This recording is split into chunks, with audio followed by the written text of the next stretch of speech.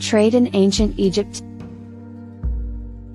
Deep within the history of ancient Egypt, there was something even more important than the pyramids and royal tombs, something that was just as influential as these monumental landmarks: trade.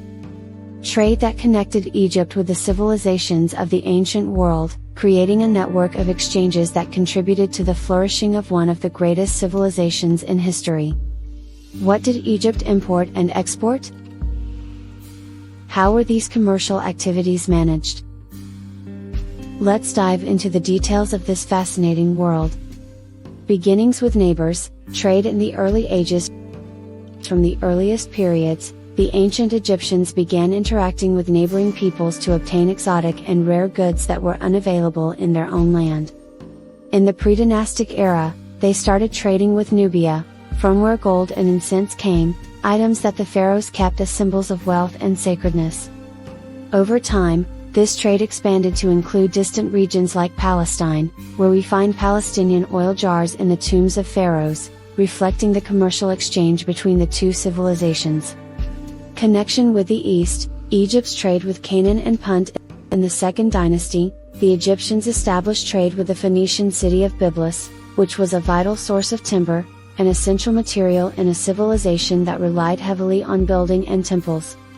The trade relations with the land of Punt flourished, providing the Egyptians with gold, ivory, precious aromatic materials, as well as exotic animals like monkeys. In Anatolia, tin and copper were vital for the production of bronze, one of the key materials for making weapons and everyday tools. Naturally, the Egyptians also obtained lapis lazuli from distant Afghanistan to decorate temples and tombs. The Mediterranean Sea. Egypt exchanges goods with Greece and Crete. Egypt was also influenced by Mediterranean civilizations, such as Greece and Crete, who supplied olive oil and olives. In exchange, the Egyptians exported grain, gold, flax, and luxury items made from stone and glass. These exchanges were an essential part of Egypt's prosperity in ancient times. Administrative structure. How was trade managed in ancient Egypt? At the administrative level, Egypt was ruled by the pharaoh, who was considered the absolute ruler and responsible for guiding the country's affairs.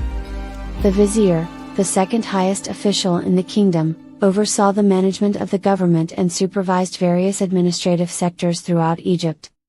Temples were the heart of the Egyptian economy, as they managed storerooms that stored grain and other resources, distributing them according to need. The economic system. How was trade managed and value measured?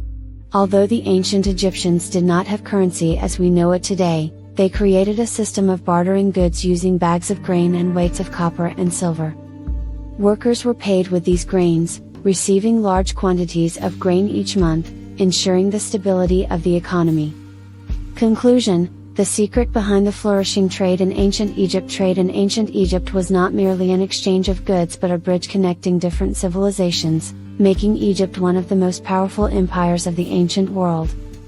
From gold and copper to olive oil and ivory, this trade represented one of the secrets behind Egypt's economic strength. But what did Egypt offer in return?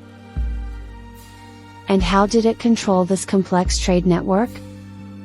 If you're interested in more details about trade in ancient Egypt and its secrets, subscribe to our YouTube channel and discover more about the mysteries of Egyptian civilization.